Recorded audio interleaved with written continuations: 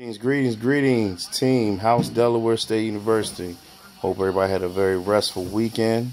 Hope you enjoyed some football this Sunday. It's been a lot of crazy games. My Bucks, they took an L again, so we got to go back to the drawing board, figure what's going on. All right, anyways, couple updates. Tardy forms. I will be linking them to our House Delaware State University resource site, so that way you can utilize those things. Just make sure you bookmark them. We're working on trying to get our students in class so they can receive as much instructional time as possible. So it is vital that we start recording these students that are habitual tardy students or tardy offenders. So it's real simple. Just go through the protocol and fill in the information. I will be checking these each mod, so that way at the end of the day, I'll know exactly which students I need to start pulling and having some courageous conversations with in regards to their attendance, and make sure they get to class on time. We have one for each academic team in our house, so we have one for 6th, 7th, and 8th grade.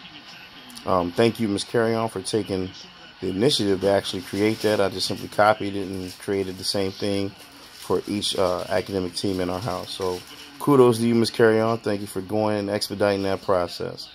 Next thing, MIR forms. Remember, when talking about using the MIR form, we want to utilize this instead of a PS-74. And we're just talking about for those classroom managed behaviors. So students that are calling out, students that are not taking a seat, those type of behaviors. Anything such as fighting or gross insubordination or gross disrespect, such as cussing at you directly, stuff like that. Please make sure you radio for security or the main office so we can have that student escorted. I do believe there was an situation last week where something happened. I do apologize. I was not made aware of that situation. However, I will make sure that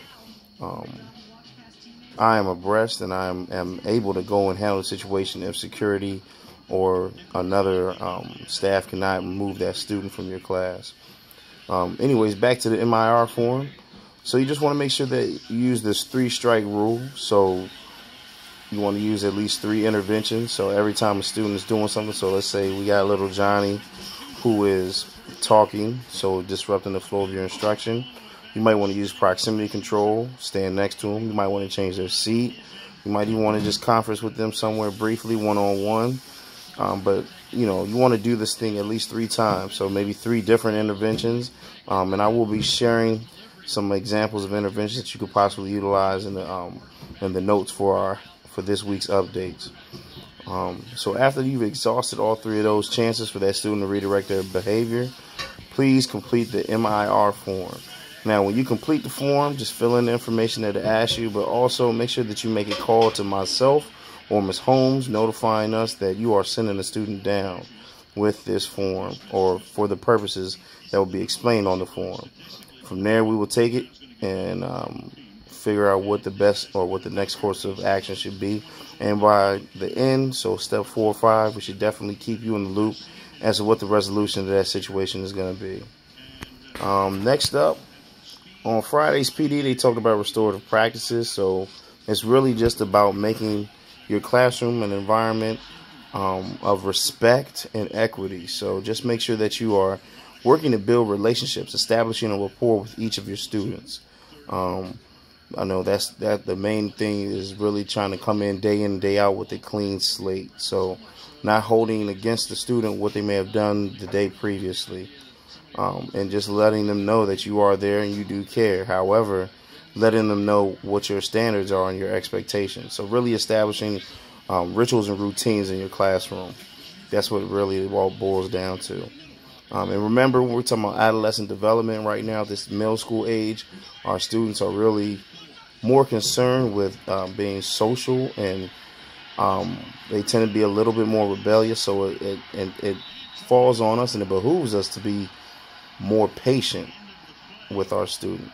So practice a lot of patience, practice being more forgiving, more understanding of what they're doing. A lot of our students are facing some trying times right now. By no fault of their own. So, for us, we need to establish a rapport. We need to establish relationships.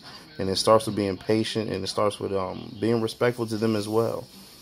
But at the same time, making sure you have an expectation that they understand your expectation. Finally, lesson plans. So great job. Thank you all. Kudos to everyone on House Delaware State University for making sure they got their lesson plans posted daily. This week I will continue to work through the lesson plans and provide some glows and grows for the ones that I pull daily. Also, emergency lesson plans. I need the emergency lesson plans turned in to me by Wednesday, October 3rd, by close of business. You can turn it into me, or you can hand it to Miss Rosario, who will put it in my mailbox. Or you can just put it in my mailbox by that copier in the main office, the first copier, right across from Miss Williams' office. Just great job, you all. Thank you. And then finally, staff absences. So if you're going to be absent, please try to email me by 7 a.m. so that way I can work to find coverage for your class if you haven't already locked somebody in. The trouble we've been having is that our school is relatively late, so the coverage that is, we would like to get has already been pulled by other schools. So if you could just notify me by 7 a.m. I'm usually on my phone between 6:30 and 7 as I get my daughter ready in the morning because I got to get ready to hit the road as well. So I'm usually checking my phone for any emails, updates, whatever it may be. So if you could just email me, that'd be perfect. So I could work to find that coverage or adequate coverage so that way, there's not too much missed instruction. Also, make sure your emergency subplans, if you've already used them, make sure we continue to update them so that way, we're not doing stuff that students have learned from the beginning of school. So you want to make sure that whatever you're leaving for your emergency subplans, something that's relevant to what you are actually instructing on currently. Also, if you are filling in absences through ASOP, make sure that you contact those substitutes to verify that to confirm that they're actually going to be in and cover your class. Also, a couple updates. Wednesday, I will have a out-of-school PD, and then Friday, I will be out of the building. I will be out of town, so just a heads up. Anything else, I will definitely let you all know. Hope you get some rest this evening. Get ready for this work tomorrow. Have a blessed one. Peace.